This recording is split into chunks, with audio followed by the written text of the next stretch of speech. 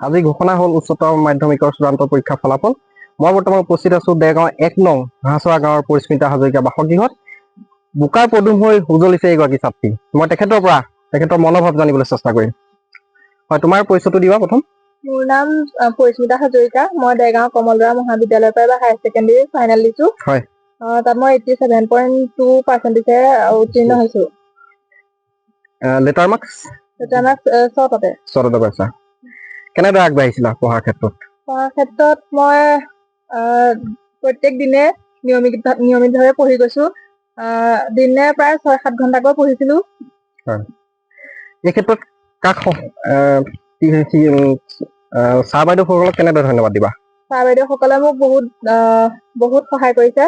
তেওঁলোকৰ অবিহনে মই এইখিনি পাবলৈ সক্ষম নহলোহেঁতেন। ইয়াৰ ছাৰ বাইদেউৰ লগতে মোৰ মা দেউতা, মোৰ পৰিয়ালৰ সদস্য, গাঁওবাসী সকলোৱে মোক উৎসাহিত কৰিছে আৰু তেওঁলোকক মই ধন্যবাদ জ্ঞাপন কৰিব বিচাৰিম। ভৱিষ্যতে কি হোৱাৰ পৰিকল্পনা? ভৱিষ্যতে মই APSC দিম বুলি ভাবিছো। হয়, এয়া তোমাৰ দেউতা? নমস্কাৰ। হয়, ছোৱালী এই সফলতাত কি ক'ব? অতিশয় আনন্দিত। বৰ্তমান এই গৌৰৱ তেওঁৰ কাৰণে পাইছো। যথেষ্ট কষ্ট পঢ়িছিলে। তাৰপাছত আজি সুফল পালে, ডিষ্টিংশ্যন পালে। সেইটোৰ কাৰণে অতিশয় আনন্দিত।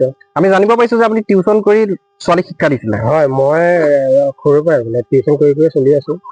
বৰ্তমানৰ খেতিৰ লগতো অলপ খেতিকে আছে আৰু সেই তেনেকে চলি আছে। তাৰপৰা তেনেকে পঢ়া শুনা কৰি আগবাঢ়িছে। শিক্ষামন্ত্ৰী ডাঙৰীয়ালে কি?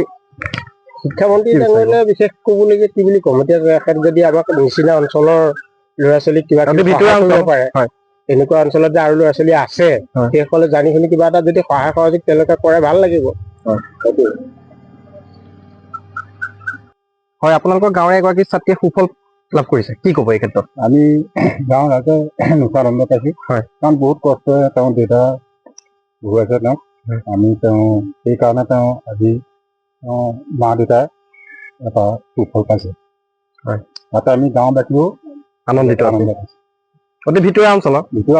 হয়, খেতি বাতি কৰি চলা হৈছে আপোনালোক? যেনে তেনে মানে চলাইছে আৰু পঢ়ুৱাইছে। ঠিক আছে।